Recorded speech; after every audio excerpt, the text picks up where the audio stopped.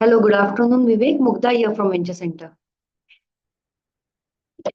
Are you able to unmute yourself? Can you hear me now? Yeah, we can hear you. The sound is little low. Look, let me see if I can fix it. Yeah, Is this better? yes, much better. Yeah. Um, I'll be fully attentive in a minute. I'm just trying to send something to my team. Yeah, no So, problem. We still have people joining in. So we have at least 5 minutes before we are ready to start. perfect. Yeah. So, just give me a context. Who are these people going to be? The same one that I spoke earlier in the series? Yes. So the signups are same. There might be few new ones because this is a one-time sign up for the entire series. Got So it. we will have some of them who would have attended your earlier session also. Some of Okay. them would be new. Okay.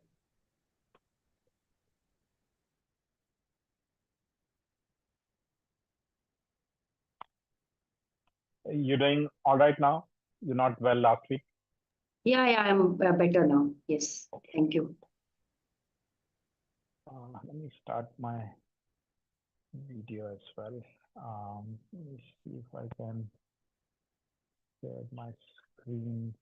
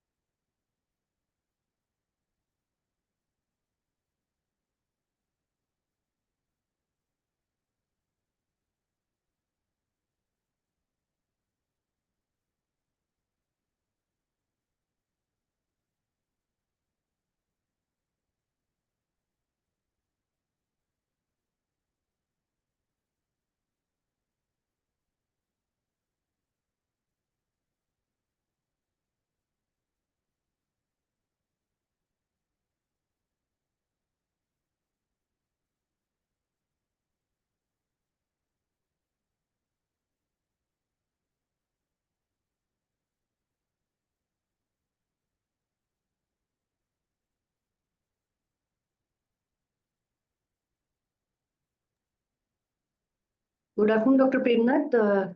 Vivek has joined, but we are waiting for a few more people to join in. Hi, Vivek. Hi, sir. How are you? Good, thank you. Just give us a few more minutes, huh? Thanks. Sure.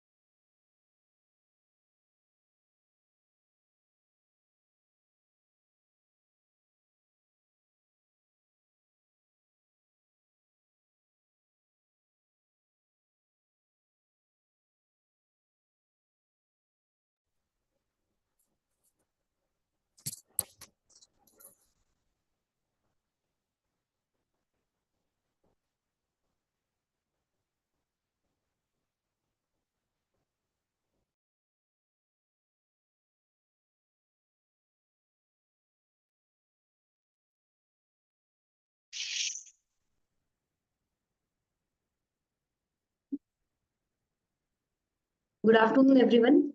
My name is Mugdha Lele, and I'm the host for this Only One Theme talk series, which is hosted by the TechX.in vertical at Venture Center. Today is the 14th talk in this talk series, and today's topic is only sale and purchase agreements for mergers and acquisitions. Our speaker for today is Mr. Vivek Sadhale. Let me briefly introduce Vivek before we begin. Vivek works as the founder partner at LegaLogic Law Firm, and he has over 24 years of experience. He has expertise in international technology and commercial contracts, navigating the complexities of global business transactions. Vivek has demonstrated a track record of success in guiding organizations through the intricate process of IPOs, specializing in top-tier venture capital investment and private equity funding. Proficient in mergers and acquisitions, joint venture agreements, and managing investor relations. He has also worked with reputed Indian and multinational organizations with exposure to finance and treasury functions. With this brief introduction, Vivek, welcome to the session and handing over the session to you.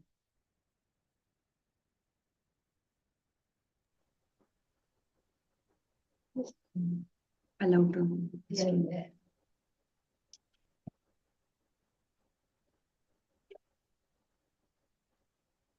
Thank you, Mugdha. Thank you so much.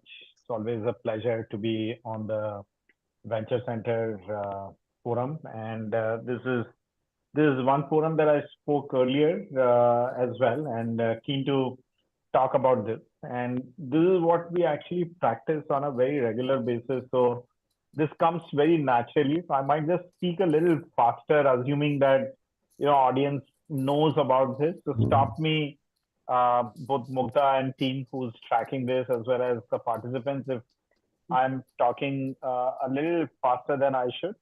But what I thought I would do is to use for reference this slide deck to make sure that my thought process remains on track.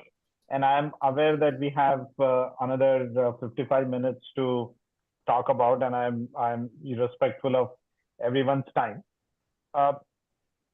This is real, actually. The M&A, what we see.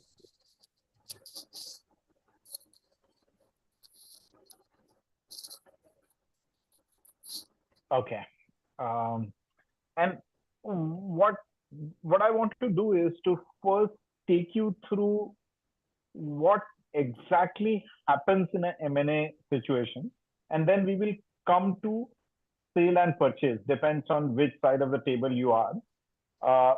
The situation can be very different. It's important to understand as to why would a buyer do what he does, and why would a seller do what he does. And you might, in your entrepreneurial journey and what have you, you could be on both sides. You could be on one side. You could be you could be trying to do one and it doesn't go through. Multiple things can happen, and that's the beauty of this M&A. Is there are like multiple moving pieces, and that's why this is not essentially a science, it's an art. And that's why the lawyers are needed as well, I guess. I never learned the art, but while I do the M&A, it is like creating a movie in itself, and that gives a joy in terms of what happens when the deal gets into the mechanics of it, and what are the nuts and bolts. We're going to talk today about that. The interesting part is there are a lot of variables here, and this is the variables are multiple different geographies that you track, multiple different set of things each company has, and therefore not one deal is exactly like the other one. There would always be variables, and that's the beauty of going through these M&A situations. What's most critical, in my opinion, is when you start looking at something like this, you ought to put a structure. Should this be an asset purchase? Should this be a share purchase? Should there be? So currently, I'm doing a deal where the India company being bought as an asset purchase, whereas the subsidiaries are being bought as share purchase. So in one transaction, we're doing both asset purchase as well as share transfer. And that becomes very interesting in terms of how one can be creative in terms of structuring this whole thing. And when you put a structure together, that's the time when you essentially are able to see through what will go in that sale and purchase agreement. So the sale and purchase agreement drafting depends on how you structure the particular transaction. And that is one critical aspect that is a starting point on any M&A deal, especially with respect to what you call as a sale and purchase agreement. In terms of the process, you first start with a term sheet or a LOI or an MOU by whatever name called, just to capture the essence of the deal. And many a times post diligence, that we have seen that the structure changes because the buyer, as when he starts to do the diligence on the seller, he looks at things in the way he would want to look at it and how he wants to integrate it, right? So the diligence is for two reasons. One is to make sure that you are uh, making sure that the assumptions that you build at the time when you put a term sheet together, they are all validated. And second, as you integrate the seller's business into your business as buyer, how you actually look at a combined business, that determines a structure. And therefore, what you wrote in the LOI, because the LOI is written before your full diligence is done, you would essentially look at a different kind of structure. And therefore, structuring is very important. I'm going to spend some time around it because that's the genesis, that's the starting point for any sale and purchase agreement. And we are obviously going to talk about what are the practical things that in a deal structure, in a sale transaction, in a purchase transaction, would help both parties come to it in that way. Just a matter of fact, obviously what I'm talking is at a high level is more for an education purpose. Don't take this as a gospel truth because as I said, each deal is different and each deal is constructed looking at various aspect of it and various things that go along with it. And therefore, it's not a pure legal advice as we look at it. Most important and critical thing I have seen in any M&A deal as you draw your sale and purchase agreement is what is your primary goal? What are you looking at from a buyer's perspective, from seller's perspective? This was a long weekend and I got a good chance to meet with a few of the prospects and few. I also spoke with multiple people where the deal is on WIP basis, work in progress. And what I was keen to understand, and I spent a fair bit of time, is to understand what is the primary goal of the party. We're trying to do an SAP deal. A gentleman who is about 60 years of age with his son and daughter-in-law who are obviously looking at how would they shape in and their business is doing well, but they are evaluating options in terms of is it a good idea to get investment? Is it a good idea to get an M&A deal for them? And when we talk to them, it is more about what is your objective, and that objective relates you to go through what should be the structure. And therefore, importantly, what is the alternate to achieve your primary objective? The primary objective is that I want to sell the company, I want to buy a company. And when you say that, then what does it mean in terms of what all options do you have? In a sense that do you want to sell 100%? Do you want to sell majority of it? Do you want to sell in tranches?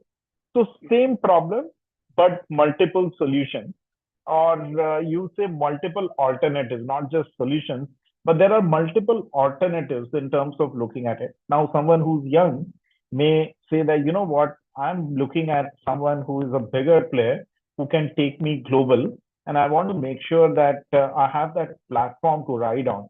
And as a buyer, you're looking at, think about, a lot of private equity deals happening.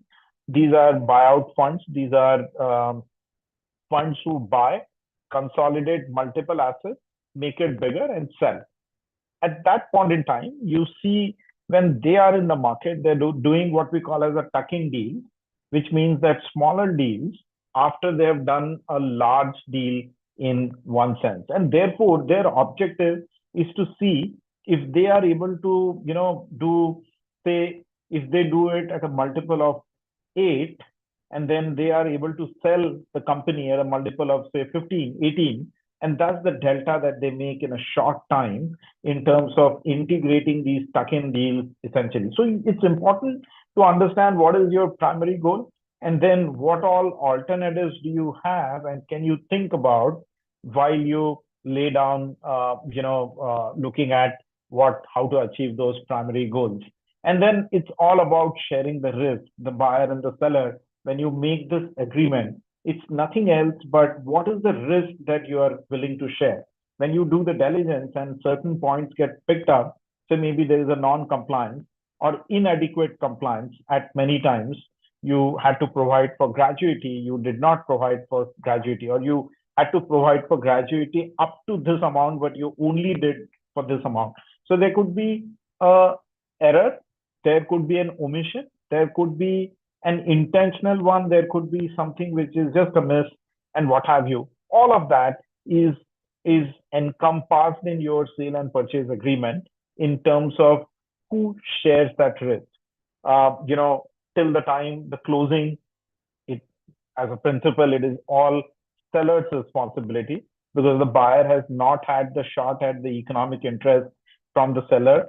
And from that time onwards, the risk shifts to a buyer. And how do you then write all of this? How do you actually put all of this in the document is all about your sale and purchase agreement.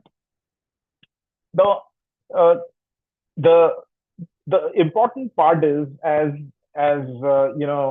someone who's on advisory situation, my fundamental aim is to create a win-win situation. If you don't, at many a times we have seen that the deals don't close. The deals are any lopsided deal doesn't last for a long period of time. And remember, in each of the business, so whatever we talk about, everything, one differentiator is the people on table. What is the people's strength that is visible becomes a differentiator. And therefore, if you try and create a win-win situation, you will find that you have an ability to make it easy, and you will essentially be in a position to make it, a win-win situation. And if you do that, then, the deal lasts for long. Otherwise, it's no deal, and no deal, as I said, is a bad deal in that way. When it comes to Vivek, can I just interrupt? Would you be able to go full screen? There is a bar on the top which goes diagonally. See that next to the wheel, which goes diagonally? Okay. On the right top. On the right top. Is this good? No, it is still showing not full screen. Not full screen. Okay. I actually did that. Let me see one more time. Maybe you can otherwise unshare and share again with the. Okay, fine. Let me do that. I don't know. Let me do that. If you chose screen, choose window this time. If you chose window, choose screen this time. Oh, okay. Let me see. Yeah, good. Is this full screen now? Yes, now it's full screen. Good. Okay. Yeah, thank you. Thank you. What we are talking about when these aspects come in an M&A deal, one aspect before I start to draft, I ask is, what is the acquisition vehicle? Is this a new co that I'm forming? Is this the existing private limited company? Is this an existing LLP? Is it an LLC in the US? Is it a C Corp in the US? Multiple options exist. And that's an important consideration in terms of what is the first starting point, right? I mean, I need to know from a buyer's perspective which entity he is invoking in terms of buying this particular thing, maybe an asset purchase or maybe a sale purchase, what have you. But then what is on his acquisition vehicle? That becomes a very critical point in any M&A deal as you start putting things together. And therefore, what is your post-closing organization, which means that as you integrate over time, now in many deals, when there is an earn-out, which means that full consideration is not paid on day zero, and then there are tranches in which maybe it's a 2 year out or 18 months out or 36 months out.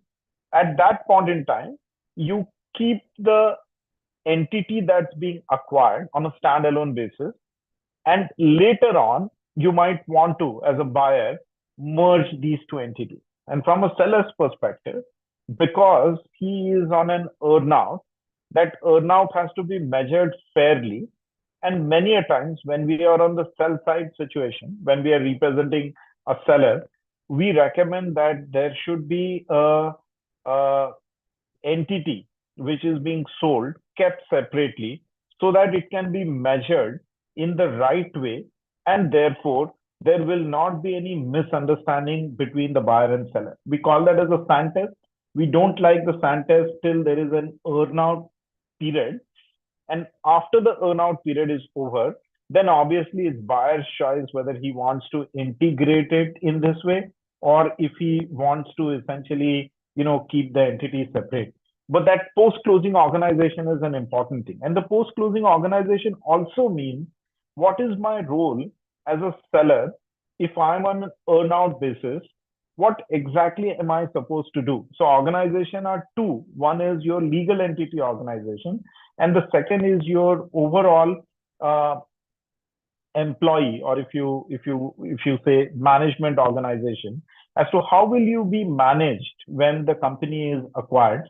That's the second thing that you look at when we talk about post-closing organization. Payment options. Payment options are multiple.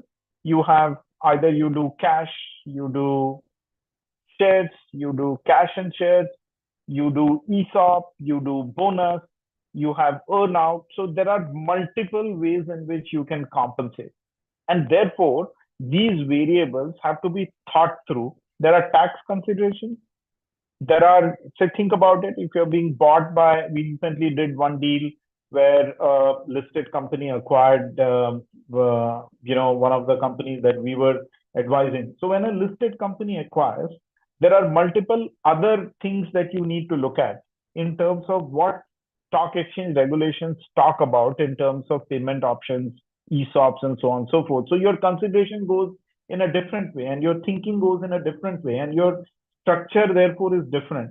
And therefore, when you're looking at some of these things, it's important to evaluate all. You might say, hey, you know what, this is all cash deal. That's fine. I mean, that's your perspective. But at least take a shot at what could be other options. Are they better from a deal perspective? They all at least need to come on the whiteboard before they are proposed in the term sheet if you're on the buyer side. Or if you are on a seller side, you have evaluated all the options that make it that much easier for you to, take that decision. And at a later point in time, you know why you took what you took, and you effectively made sure that all options were taken. Form of acquisition we spoke about. It's asset purchase. It's a share purchase, and so on and so forth. Accounting considerations, obviously, they are true mainly for listed entities or someone who's going to go and do a liquidity event. In just again a very recent case, one of our clients was acquired in 2021, early 2022, Jan 10, 2022, at a valuation which was, say, 10x of the EBITDA. And then essentially, the company who bought was owned by private equity. That private equity sold it to another private equity at 18x EBITDA. Now they made that 8x delta on the overall business, including this business. And there, at that point in time, there were accounting considerations because they knew that they would essentially go and do a transaction at, in 12 to 24 months. And therefore, they were very critically examining, and we didn't know this. We were able to put this together after, the buyers, private equity shareholder, sold their stake to another private equity. So that is an important aspect in terms of, how you combine businesses. And combination of business would mean that you are combining the books, you're combining the accounting, and on a consolidated basis is how the accounts are being presented. And therefore, it's important to make sure that you have accounting considerations and tax considerations. Obviously, no one wants to pay more than required taxes, is a no-brainer, but it becomes very critical as you sort of put together. And remember, there are two types of taxes. One is a direct tax, which is what we call as capital gains in the M&A parlance. The second is the indirect tax, which is the GST. And don't be under the impression that M&A deals don't have GST. The GST is all over the place, especially when it comes to an asset purchase. There are a lot of nuances. What kind of assets you are selling? How are you putting your document together? It's important that someone who understands GST looks at it specifically from an India perspective. The second important aspect, and I don't want to forget, therefore I'm saying it now itself, is that when you are looking at a cross-border transaction, remember the Vodafone Idea case, where while the shares of the India entity were being, traded, but they were traded outside of India, and therefore India lost on tax. And therefore, it's a it's a presumptuous way in which you look at it, that the shares are changing hands outside of India, and therefore India may not have a tax in interest. And the corollary is therefore also true, which means that if you're dealing with the US asset or Singapore asset, and but the shares are changing hands in India, doesn't mean that the tax incidence in the US or Singapore or what have you has not occurred. And therefore, when you look at a transaction, test it clearly from what tax is. You can't escape tax, but you can optimize the tax by way of a good structure. Do it. Don't not create those options for you.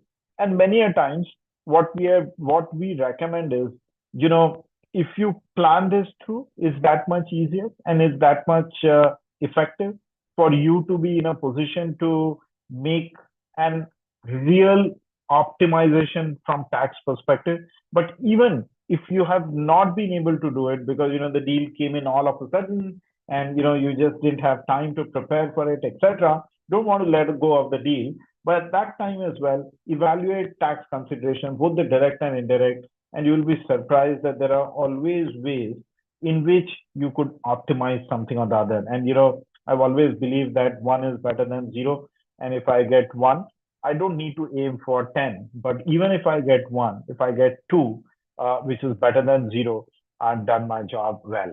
And then you have regulatory considerations, foreign exchange, the plethora of laws, the lawyers then essentially. And, one has to be extremely careful about what kind of regulations that you will end up with.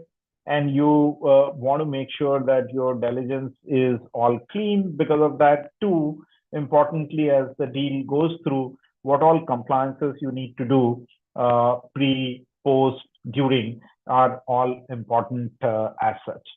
So, and I'm going to talk a little more on the negotiated clauses, but that's the prep before you start to actually cook. I mean, the prep takes long time, and if you've done a good prep, the reflection of that can be very clearly seen in the draft that gets created.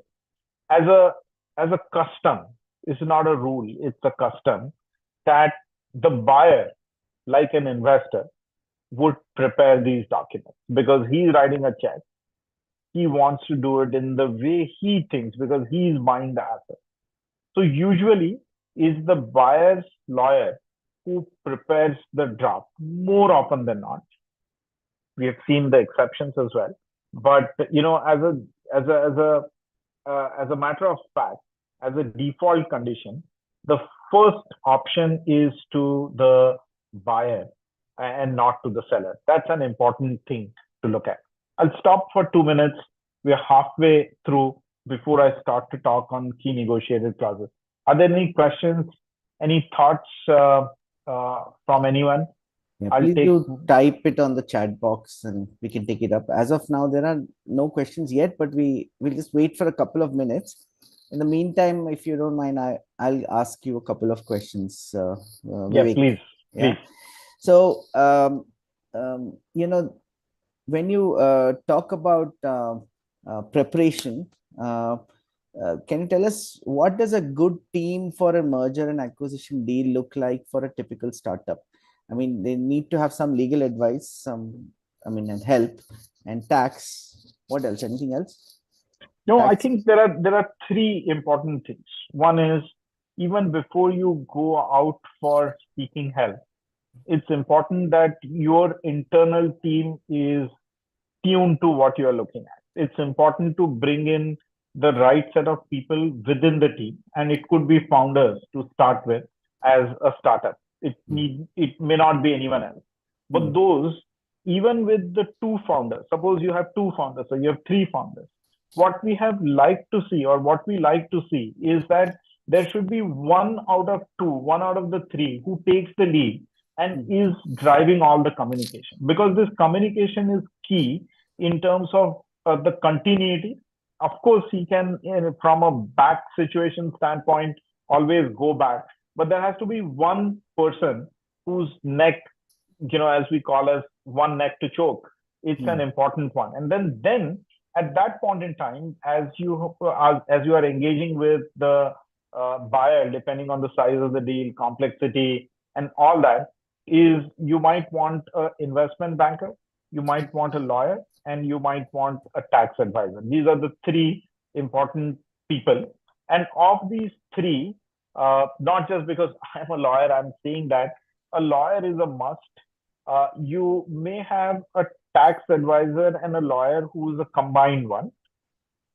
If the deal is already on table, because in a startup community is more of a referencing that gets the deal on table, you may not need an investment banker.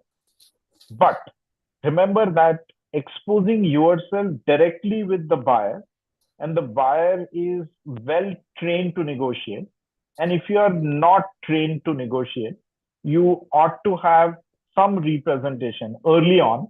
And it's a myth that the representation comes only when the document, which is like a definitive document, is in your inbox. The challenge is, if the deal is not structured well, if the LOI is not read well, and if you're already in a semi-pregnant mode when you come to someone who's representing you, at that point in time, it becomes very, very difficult to manage it. And then what you end up doing, as say at LegaLogic, we end up looking at the corner cases only. What we like to do is to be engaged from the beginning, so that we have your mind share. We understand what we saw as prep goes to get a deal which is a win-win situation. Otherwise, you are put to wall, and then at times you get challenged. And same is with the buyer as well, not just with the seller. It goes in the same way from a buyer standpoint as well. All what I said is true for both the buyer and the seller. So the investment banker is primarily responsible for bringing leads to the table, or also for early representation? Or you're saying the lawyer should be involved in early representation? So the investment banker is not just getting the deal on table, but is also helping to navigate this challenging communication. One, and two, to negotiate what is a fair deal from a seller standpoint, or if he's representing buyer standpoint. It all depends on deal size as well. What you don't want is for a smaller deal to have so many people, and as they say, too many cooks. We don't want that situation. We want someone who is tuned to what is required, and he's not overplaying the role. In all of these three, you want optimal role and not overplay of a role. We don't want a lawyer who's like a super guy, but then he's not useful for your transaction because your transaction needs a different approach to navigate. So it all depends on what is the deal shape size to then decide whether you need an investment banker or a lawyer and a tax advisor, all three, or one of the three or two of the three. It all is dependent on it. But from an inventory standpoint, it's your team first, and then these three guys would essentially make your deal a good deal. Okay. Yeah. Why don't you continue? For now, I don't want to delay you, but we have some more questions, but we'll come back to you, right? All right. Okay. Let me keep going. This is something that we spoke, cash, non-cash, the form of acquisition, the cash payment and the share swap, asset acquisitions, and so on and so forth. I'm not talking about court merger because that's not the topic for today.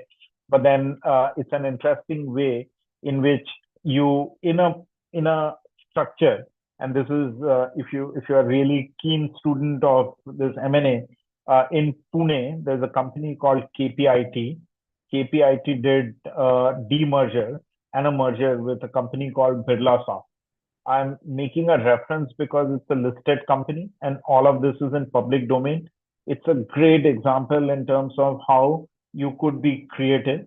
That's a complex transaction, but then what they were able to achieve, and if you see both companies' market cap pre the split and the merger and the demerger, and post that is a testimony of what human mind can think and how you could structure something which is a win-win situation for both the shareholders.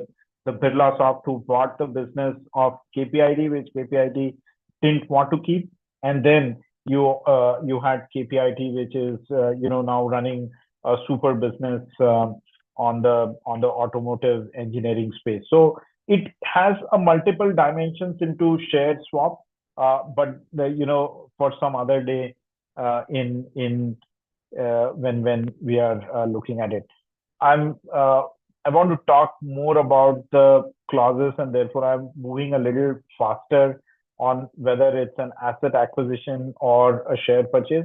Remember one thing on the share purchase is that from a buyer's perspective, share purchase means that he will now be the owner of the company, which means that whatever is the past gets attached to the buyer.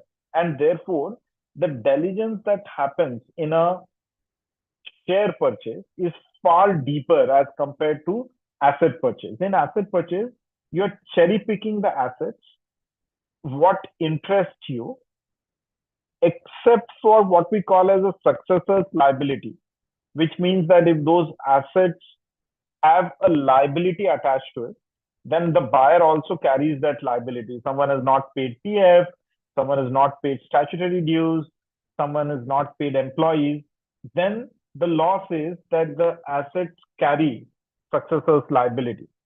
Barring that, asset purchase is a cleaner transaction. And if you go to the US, many a times, if the customer contracts and the employee contracts are written well, they're inclined to do an asset purchase because that's a quicker one, and you don't want to carry the legacy essentially as against something which is a share purchase. But when you do a share purchase, from a selling shareholder standpoint, what he ends up paying is the capital gains only in his hands, whereas the asset purchase, the consideration comes to the company pays tax and then releases further in terms of a dividend or a buyback or whatever. So it's a little complex from a selling shareholder standpoint, maybe advantageous to the buyer. So all that consideration is important as such. Okay. And so here are important, very important, and take any deal. This is something that gets negotiated. The negotiation is on multiple different channels. The negotiation starts with the diligence. Let me say it in that manner. You've got your term sheet done, then the diligence starts. The diligence throws certain items. The diligence says, hey, you know what, you, Mr. A, you didn't comply with 3 things. that we want you to comply before we will go through. We call that as condition precedent to the deal, which means that those conditions have to be met before the deal can be consummated. The way the deal happens is when the agreement is all negotiated, that gets signed, but that's not the end of the deal. That's a point where there are certain conditions that the buyer expects the seller to fulfill, or the seller expects the buyer to fulfill. There are certain procedural things like holding a board meeting, holding a members meeting, some of those. But then the diligence, or there could be a competition commission who needs to approve. There could be regulatory approvals, hurdles, or what have you. And there could be certain things that stem from the diligence that have a reflection on what all the seller has to comply before the transaction actually closes. So signing and closing, there is a gap, and that gap is mainly on account of the compliances that a buyer or the seller, mostly the seller, has to do before he gets paid, either as an asset purchase or a share purchase, depending on how you've structured the deal. But then that is a condition before which he gets paid. And once he gets paid, co-terminus with that, he will hand over the assets or he will hand over the share, as the case may be. But in all this, these are important clauses that I'm going to talk about. They're very critical and important. I'll explain in 10, 15 minutes, and then we can follow through on question. I have additional 15 minutes as well. And I'm respectful of your time.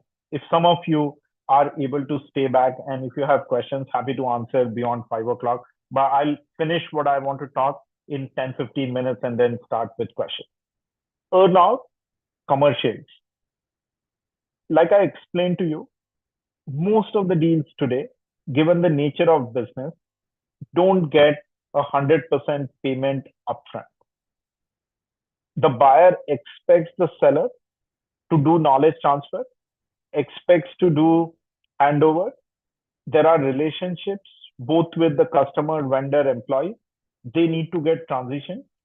All of these components of the business, like continuity, and when the seller continues to remain in the business as usual, at that point in time, the integration becomes that much easier. And for that, you expect the payments to come in tranches, and that's called as earnout.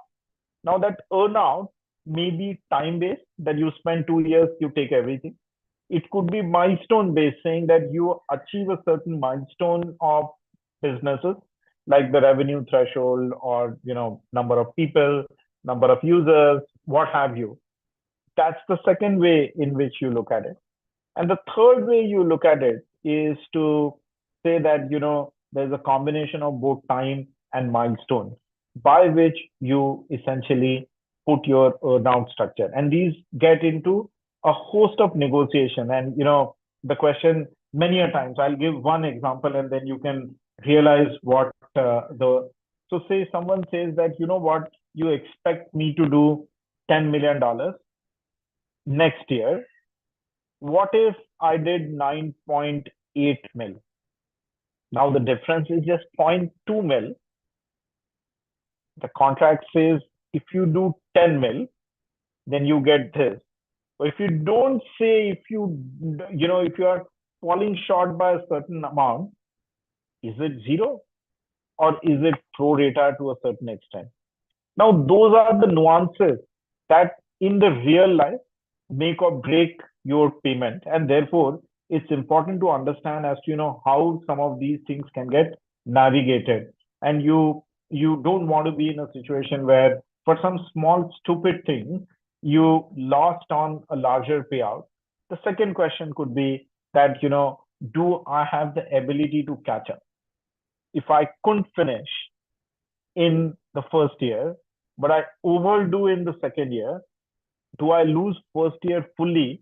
Or if I fill in what I lost in the first year, in second year, and I overdo the second year, will I still get paid the year one or now? All these becomes very critical. If it's time-based, then, would the buyer have a right to terminate for convenience? And if it is so, then how does that translate into the payment to the seller and so on and so forth? So there are a lot of nuances that one has to be very clear about as you put an earn-out.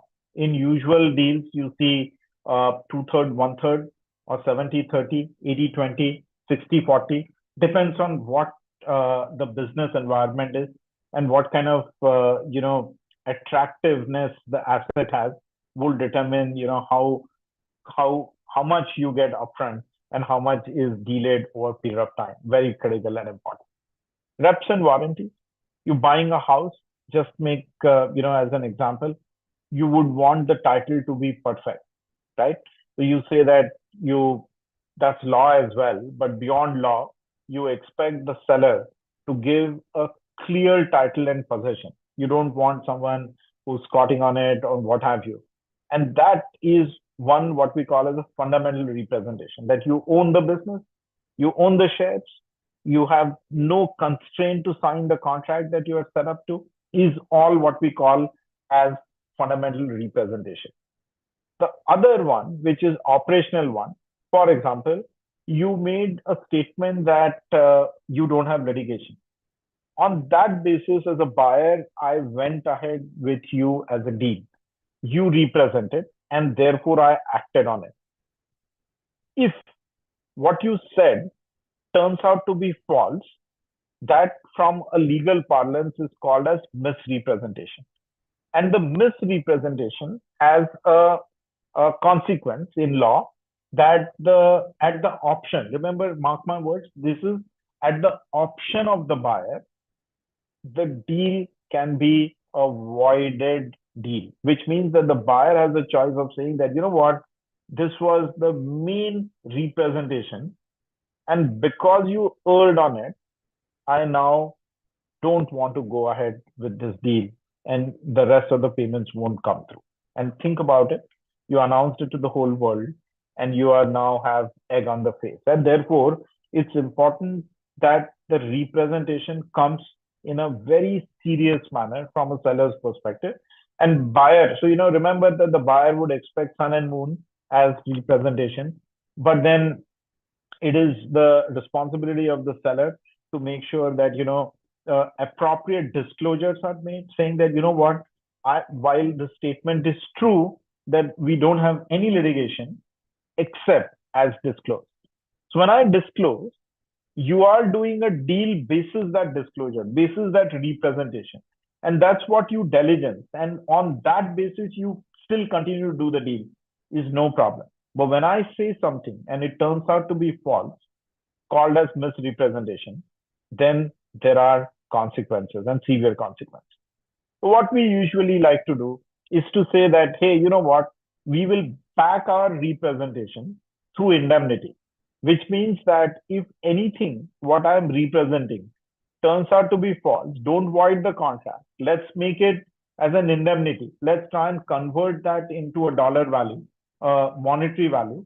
And then I would step in as a seller and make good the loss that you have, because that is my problem.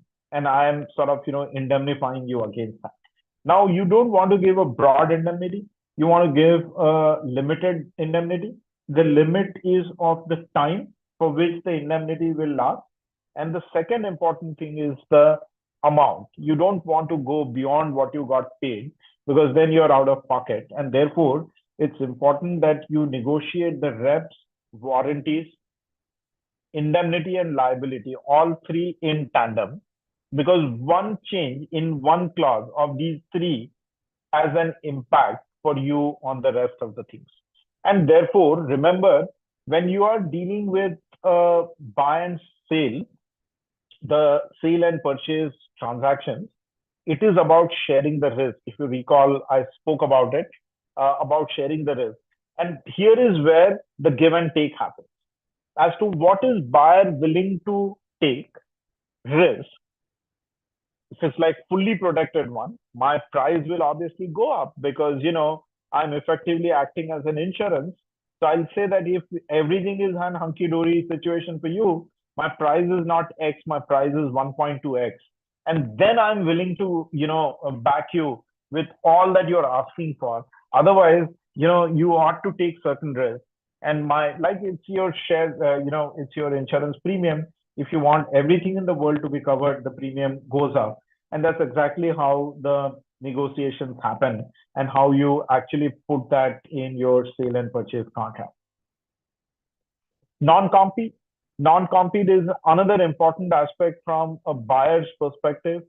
Buyer would not want you as a seller to compete in a defined territory for the defined business for a defined period of time. All these three things in combination, because he's paid for the goodwill along with purchase of the business. Remember, the restrictive clause is not good from an employment standpoint. It doesn't stand the test of law. But then from a business to business standpoint, when you're doing a sale of business at that point in time, this clause is an exception to Section 27 of the Contract Act, where you are able to look at it in a manner where this non-compete will be upheld in the court, because you're paying for an asset. You can't create a shop just in front of me and then sort of, it's like egg on the face, same shop, different name. This does not work out. And the same is with the non-solicit. You can't solicit my employees. You can't solicit my customers. You can't solicit my vendors, because I've paid you for that. And you can't, again, these are all for defined period of time. This is not for perpetuity, the restrictions. Otherwise, the law throws it out, even if it's business to business. But then some of these are important and critical negotiation points.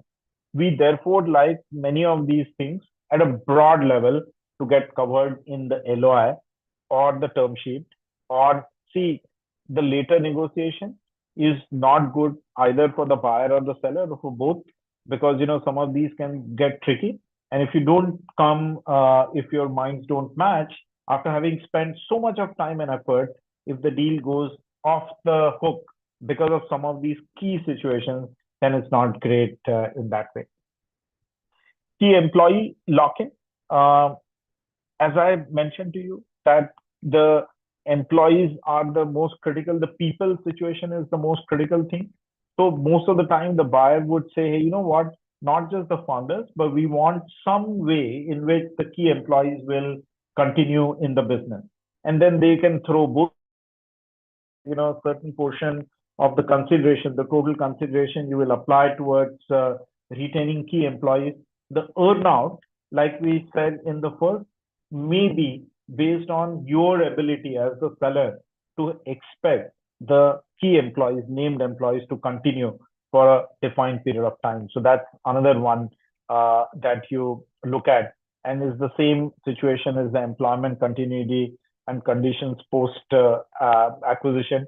Many a times, the seller is very clear that, the employees are critical factor for them, and they don't want their employees to be shortchanged immediately after the deal. So they get, say, maybe a 6-month window where no employee can be terminated, or can be terminated only for violation of code of conduct and so on and so forth.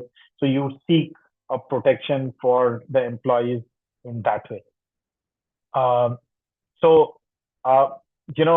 Essentially these are, and there are multiple other clauses, but these are important enough for you to pay attention in each of these deals to make sure that, there is no long tail remaining. For these are all, if you have seen, will survive post closing, which means that you've got all money, but that all money is subject to certain restrictions. And therefore, it's important that you see this through. Otherwise, you will not be in a position to enjoy the fruits of your labor, and you are not in a position to, essentially take all that money and enjoy it, unless all these conditions are over. And therefore, I say that, these are key negotiated clauses to in all deals, both from the buyer and the seller's standpoint. Let me pause here for a minute and see if there are questions. Else, I have a couple of other things to talk, but those are actually, wrapping it up and summarizing the whole thing. I'll stop and take questions. So Vivek, there are some questions. I think I'll first start with one which has got to do with a little bit of sort of motivation for why mergers and acquisitions are relevant to early stage startups, right? So question from one of the participants: how does early stage startup benefit from M&A deals?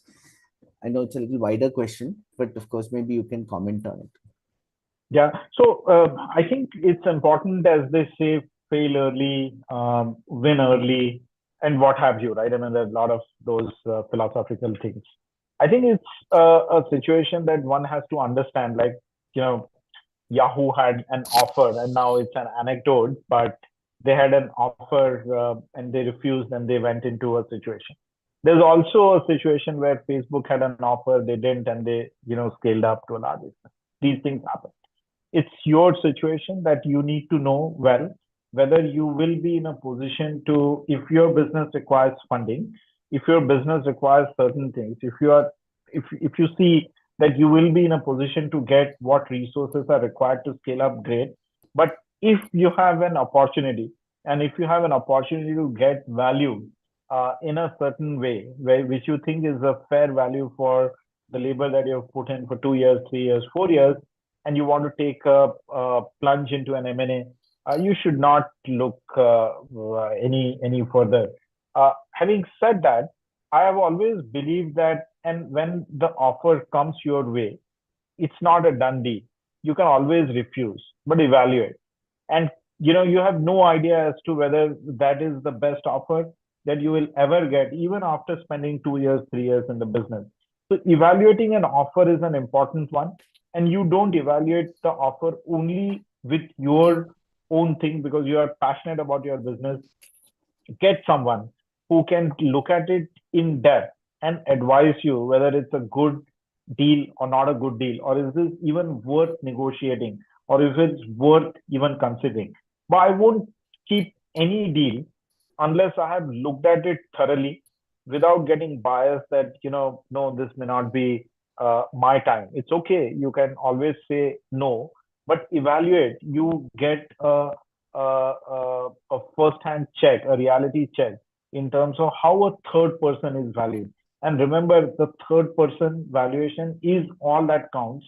Your paper valuation is just a paper valuation. Vivek, if I can just add here, so typical situations where, say, a startup is built, there are some investors who come in at a certain stage. They need to have mechanisms to exit, and one of them would be merger and acquisition, and that actually is a pretty large number of cases, right? Because for startups, am I right? No, absolutely. M&A is one of the largest routes for exit. So if they don't have exit mechanisms, investors will not want to come in at all sometimes, right? So you have to think through that.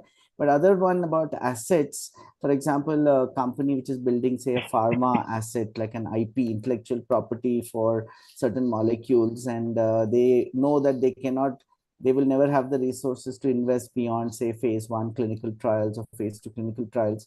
And they will tie up with a large company which may want to acquire also, right? So those kind of situations. Do you want to point to a few more typical situations you see where startups are enter into M&A deals where from your experience, recent experiences?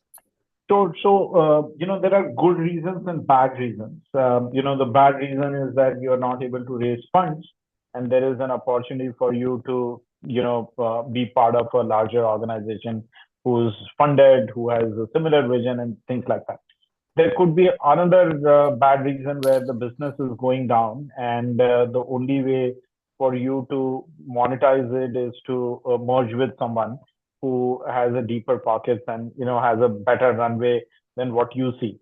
On the good side, when your business is doing good, your business is stable, and there is essentially ability for you to sort of look at your business in a very different manner, but for which you need an investment, and you don't want to go through all the channels of investment and what you want to do, but you want to then associate with someone where you can grow along with the company's growth.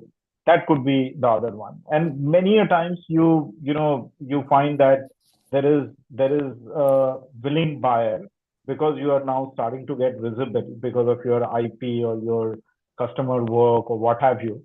And then there are cold calls that start to come. They're not cold as such. In an M&A, there's nothing cold. But then that you don't know them, and therefore a cold one, and they start to pursue you. And is what I was trying to say is that, keep indulging and try and see. So multiple reasons why we see, in the market today, the market is not as great. So not so good reasons start to play out. 2 years back, I'm talking generally, not specific to an industry. 2 years back, post-COVID, about a year to COVID, you had a situation where there were multiple buyers to the same asset, and therefore the price got inflated, and you saw so many unicorns and so many of those things. So it happens. It's a cycle. You have to also be privy to what the cycle is, and you want to make sure that you don't miss the cycles, because these don't come very often. And if you are in a great cycle in terms of your business, then you might want to take a plunge, at least evaluate it before saying no. And there was one other question here on, does the individual asset sale also does it go through the same process of due approvals of all existing shareholders as typically happens in mergers and acquisitions or share sales? And just may I add a point to another question to that, which is, how do investors in buyer startups, rather the seller startups, get exits in asset purchases? Right. So think about it. If you are selling an asset, the asset belongs to the shareholder. Maybe it represents 20% of the total value. At that time, from a good governance and a regulatory standpoint, you need approval of the shareholders, because it belongs to the shareholders. So the shareholder approval is an important aspect. But obviously, we're selling a laptop, right? I mean, that's what we call is an ordinary course of business. You don't need one laptop, and you're selling one, or you're selling some asset which is a non-performing. That's okay. But when you're selling business assets, which is IP, which is customers, which are all embedded value of that is reflective of your total value of the company. At that point in time, the governance and the regulatory requirement would force you to take shareholder permission. That's how it goes. You can't and you should not sell assets without the knowledge of your shareholder. That will not be in compliance with the law of land. What was the second question? Just to add to that, so in the investor shareholder agreements, there are these affirmative clauses, right? Which one of them typically relates to buying of some selling of key assets and so on and so forth. Cannot do it without the approval of the key investors. That's correct. And if you have investors, obviously you have one more layer of check. And like an investor obviously is an educated one. He has all the wherewithal of managing his investment well. Even if you don't have an investor, a normal shareholder also inherently has the right to participate in some of these decision making. And if you have investors, as rightly said, you ought to make sure that first you pass that investor hurdle. Only then you will be able to go to the shareholder. So if the investor says, hey, you can't do it because he has a veto right, an affirmative veto right, without his consent, things can't move on certain of these things, and this being one. At that point in time, you can't even go to the shareholders, because investor himself, who may be 20% of your company, 15% of your company, 26% of your company, is saying no, then it stays as no. You can't go further. My other question was, if say a startup sells say key assets like IP or something like that, how do the investors in the startup get an exit? Right, sure. So what happens is, think about it. You sold an IP, and which is something that recently happened in one of our. So one of the VCs were only interested in that IP, and these guys had made the IP on the side. I mean, that was not their services company, but IP was made on the side, and they sold it for about $2 million. Now, when it was sold for $2 million, what happens is that money comes and sits in the company. It increases your reserves and surplus. It increases your cash surplus. So you have additional 16 crore and change as incremental amount that you have received for sale of this, which belongs to the shareholders.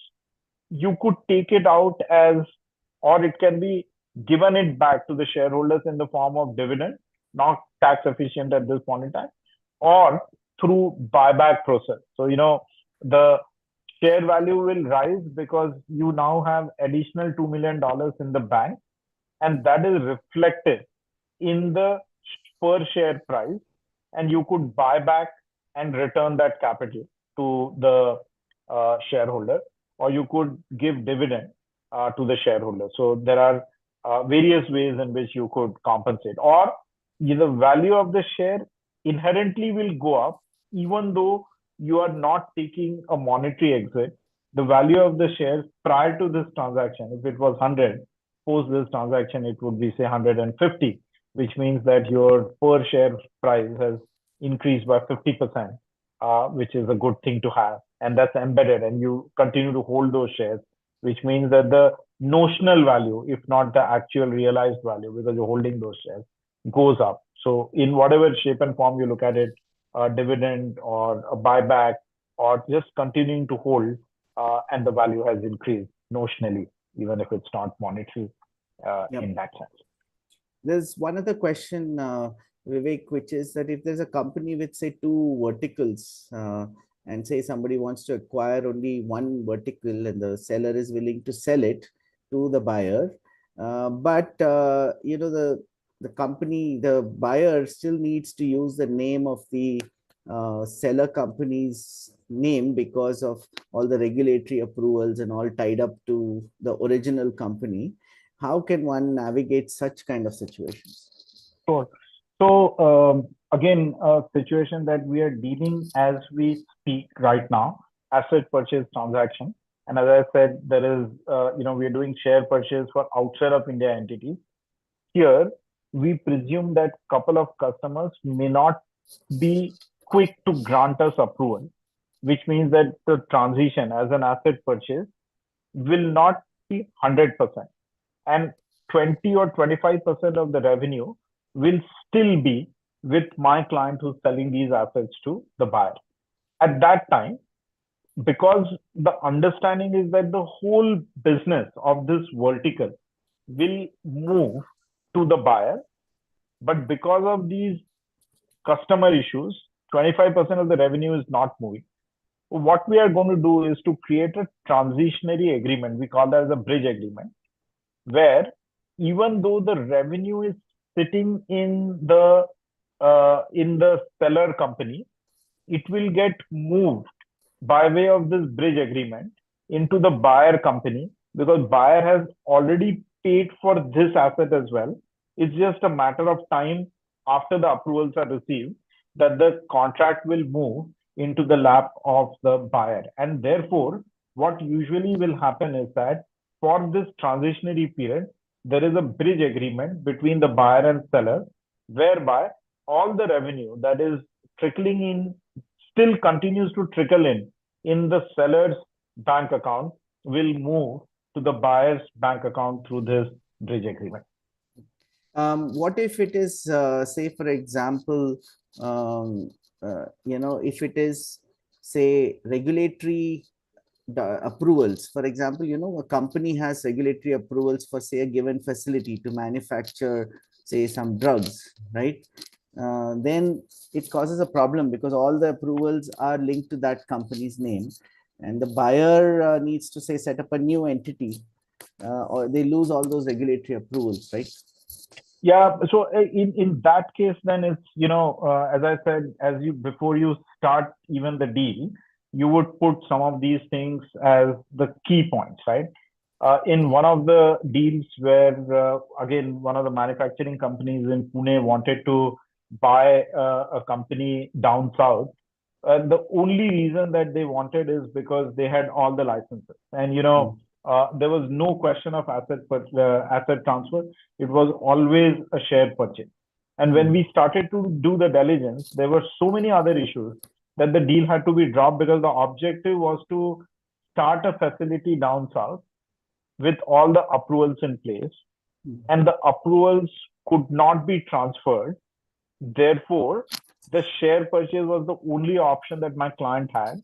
And because of the other issues that the share purchase transaction has, the legacy and everything, we dropped the plan because it just didn't make sense. So if it's a regulatory business, rather if it's a business that requires regulatory consents, and if those can't be transferred, and it is like a time-consuming process from a buyer's perspective, then asset purchase is not right way.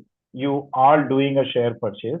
In that, while you do the share purchase, and if you don't want all the assets, all the business, let's talk about all the business, then there can be a demerger that you could do of the assets that are not needed by the buyer. So the deal can be structured in a multiple different manner. We don't need to get stuck only with the asset purchase. It can be a share purchase with a demerger, and that could be a great way of making sure that the buyer gets what he wants, the seller is selling what he wants, but continues to hold on to what he is not willing to sell. So all that is possible by way of doing a hybrid and not just pure asset purchase and a pure share transfer, essentially. Vivek, I'd assumed that you had finished your slides, but sorry for that. But if you want to finish up your slides, no, that's fine. I mean, this can be shared with the team, those who are attending, but let's take more questions if there are. Yeah. Somebody wanted clarification on what are sunset clauses and how to deal with them. Right. So, by the way, while before that, there's a request from Venture Center team that they put the feedback form on the chat. Please request you to please put your feedback. That's very useful and valuable for our team to keep improving on things. And also we share it with the speakers so they get some feedback as well. Please continue. Sorry. Thank you. The sunset clauses are essentially, you take a non-compete. There is a sunset to it. Take an indemnity clause. There is a sunset to it. I'm assuming that was the question. If there was anything else, what we call as a tail period, post termination, still those obligations are valid. And then there is a sunset to it that you then are not restricted. Some of those are sunset clauses from my perspective. There could be case specific, there could be deal specific as well, which are important and critical, and that could be case to case. So sunset would effectively mean that after that, either you cannot do certain things, or the restriction is over and you can continue to do that, like an STPI regulation, right? It had a sunset clause. Beyond that, there were no benefits that flew. In a similar way, you could think about certain aspects in a particular transaction. And, these are great examples. What slide is on your screen? And there could be an end date to it. There could be a sunset to it. And you don't want it in perpetuity as restrictions. Okay. Couple of quick questions. Another one which I wanted to just run by you is, what are the ongoing commitments of the seller after the sale, and what do they need to take care of? How do they reduce their risks post a merger and acquisition deal, especially if the ownership has already shifted and say the new owner screws up on doing things, then there should be a limit to what kind of commitments the seller makes, right? So how do we manage that? So it's an interesting one, and you want to first make sure that the buyer has an intent, has the ability to continue to pay the earnout if it's an earnout situation. So the first and foremost is I would make sure as much as cash that I receive early on, that's great. But if it's an earnout deal, which it would be, how do I protect my earnouts, right? Is do I keep my shares in escrow and the escrow will release in my favor if the money doesn't come in? Do I get a bank guarantee? Do I get, personal guarantee? All those situations are important to make sure that you are holding on to something as a security for you to be in a position to make sure that you're being paid what you're actually, because you're, as you rightly said, the transfer has already happened, majority or full has already happened, so you don't want to be in a situation with egg on the face. The other aspect is that there could be certain obligations, which is the milestone that you ought to achieve, and you need to ask, what resources would I need? Will I be in operational control? What does operational control mean? How do I make sure that I have the freedom to navigate my business in the way, obviously within the contours, because he's the buyer, he will put certain restrictions and checks and balances. Restriction is not a good word. Checks and balances to make sure that the business is moving in the right direction. But I need that operational freedom to be in a position to hire right resources. I need to have budget. I need to have my ability to, flex my muscles, have some room to play around. That all is a critical aspect in any earnout deal as to how you ring fence certain things. I don't want to be in a situation where someone can terminate me and my key employees for convenience. All this is a combination of how you build a hypothesis of being able to protect yourself from sudden loss. In how do you give vetoes? What those vetoes mean? If these guys don't turn up for meetings and I can't hold meetings, how does all of these things work? Yeah. Could also be tricky situations when you are half sold in that way, when your earnout is not fully paid. Okay, I think we should be closing since it's 5:15 and you had another thing to attend to. But there is a question about what kind of deals lawyers or tax consultants or investment bankers enter into for such M&A deals. Maybe you can talk a little bit about structure, maybe not. Sure. You may be uncomfortable with numbers. Yeah. So I think so here is two ways in which I have seen this work. In the US, when we deal with those, they are happy on a per hour basis. Okay, they like a per hour, whatever is used, they're happy to pay for it. In India, it's a fixed fee with a time cap, which means that you look at as 100 as a unit, which is done for say maybe 30 days, 60 days, 90 days, depending on how the deal is moving in that way.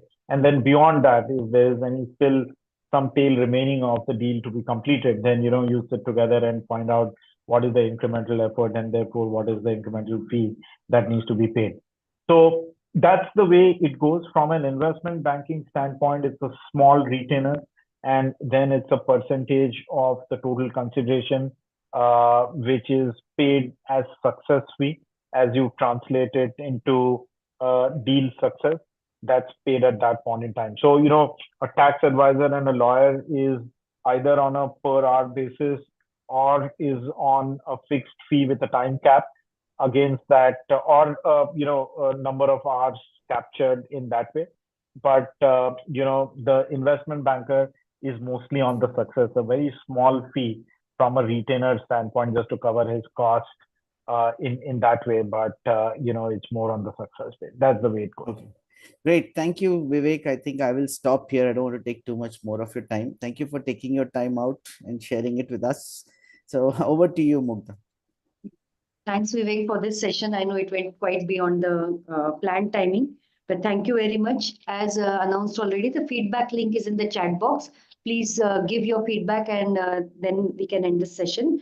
Also, let me announce the next upcoming session in this talk series, which is going to happen on 16th of April at 4 o'clock. It is also a Tuesday. And the talk is going to be on only setting up a faculty entrepreneurship policy and a program. So look out for this upcoming session and please do join us on 16th of April at 4 p.m.